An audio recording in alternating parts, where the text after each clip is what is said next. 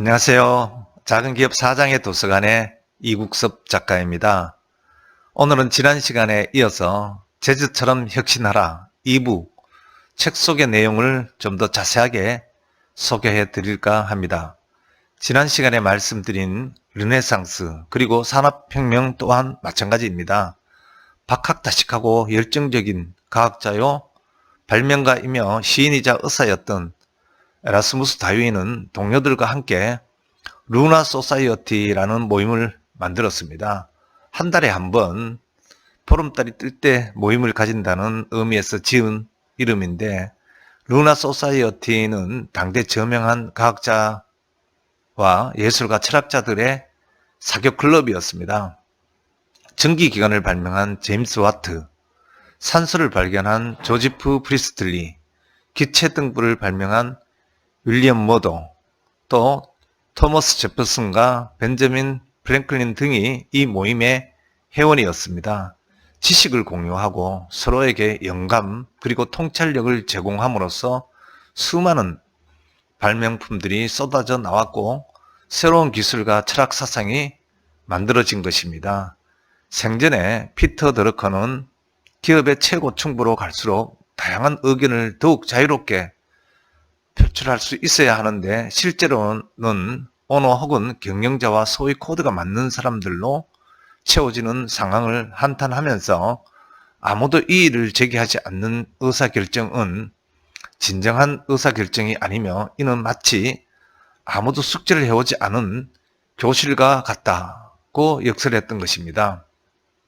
중요한 결정일수록 더 치열한 의견 충돌이 있어야 하며, 기업 경영자는 경영의 모든 순간에 의도적으로 다양한 생각이 충돌하고 교차할 수 있도록 상황을 만들어야 한다고 주장했습니다. 이 책은 성향이 같거나 비슷한 사람들끼리는 빠른 의사결정이 가능하지만, 반대되고 차이가 있는 사람들끼리는 좋은 의사결정이 가능하다고 이야기하며, 조직과 팀 구성의 다양성을 기하고 고차원의 질서가 만들어지는 혼돈의 과정을 기꺼이 감수하라고 권하고 있습니다.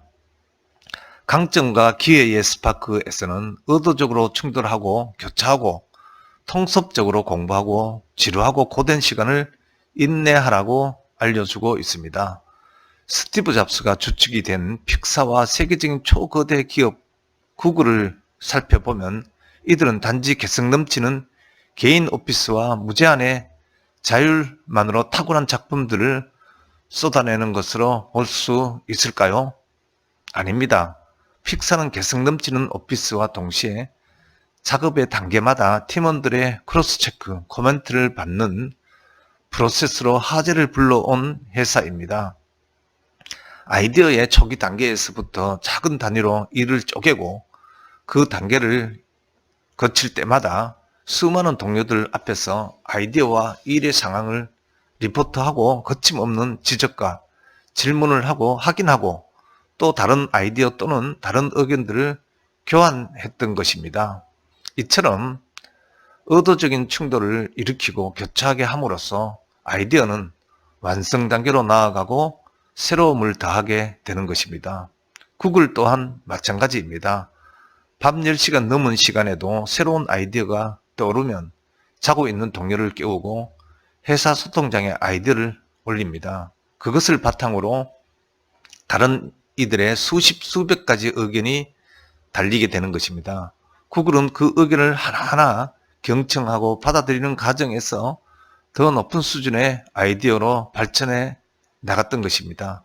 피터 드러커는 혁신에 대해서 이렇게 말합니다. 번뜩이는 천재의 발상이 아니라 지루하고 고된 인내의 과정이라고 말하고 있습니다. 명재즈 밴드의 영혼을 울리는 견주가 그렇듯이 기업 혁신 또한 끊임없는 학습과 고된 인내, 그리고 지적인 실수, 체계적인 폐기, 영감과 통찰력이 한데 어우러져야 성공할 수 있는 예술인 것입니다. 누구든지 고민하는 미래의 불확실성에 대한 피터 드러커의 생각은 분명합니다.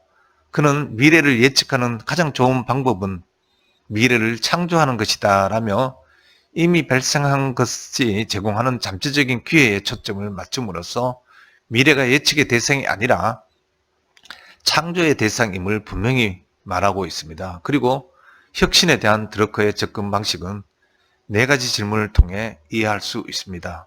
그 첫 번째는 당신은 혁신을 추진하기 위한 자원을 확보하기 위해 먼저 무엇을 폐기해야만 하는가? 둘째, 당신은 기회를 체계적으로 탐색하고 있는가? 셋째, 당신은 아이디어를 실천적 해결책으로 전환하기 위해 규율이 잡힌 프로세스를 사용하고 있는가? 넷째, 당신의 혁신은 당신의 기업 전략과 잘 부합하고 있는가? 입니다. 여러분들은 어떻게 대답하시겠습니까?